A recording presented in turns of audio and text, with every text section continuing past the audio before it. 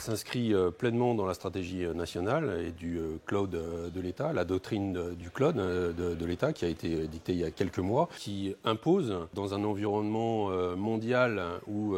les cyberattaques sont permanentes, où les cybermalveillances, le cyberespionnage est quotidien, d'avoir les données dans un environnement sécurisé, sous visa de l'ANSSI et qui répondent aux critères de conformité et de sécurité et de confidentialité pour les citoyens que nous sommes et donc les administrations, mais par extension également tous les organismes d'importance vitale de la nation.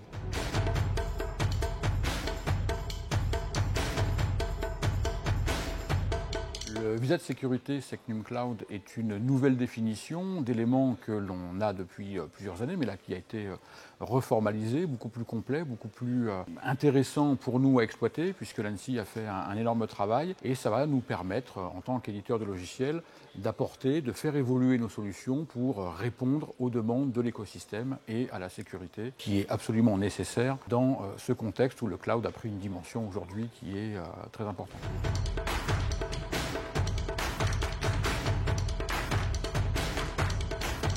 Parce qu'il y a beaucoup de projets en data et machine learning des administrations qui sont freinés ou bloqués parce que les données sont sensibles. Et moi, en tant que citoyen, je suis plutôt rassuré par le fait que les données ne vont pas être traitées n'importe comment. Et donc le fait de se dire que ces données-là vont être dans un environnement sécurisé et souverain, c'est une garantie pour ces administrations. Et ce n'est pas une contrainte.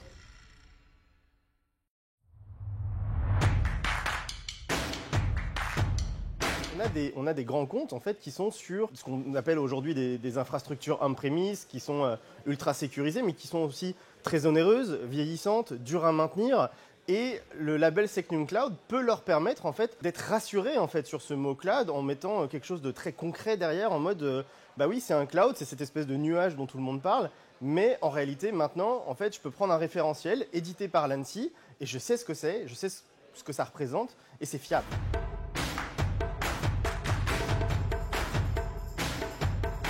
Dans le secteur de l'administration, il y a des données qui sont à la fois personnelles, à la fois sensibles, et ça, nous devons et nous avons besoin de les protéger. Nous devons aussi nous soustraire au vide juridique du Cloud Act américain et parfaire aussi les exigences de sécurité qui sont liées à l'ANSSI. Et tout ça, l'administration et le citoyen se doivent d'être en confiance et pour ça, il faut qu'on soit très conforme à la CNIL.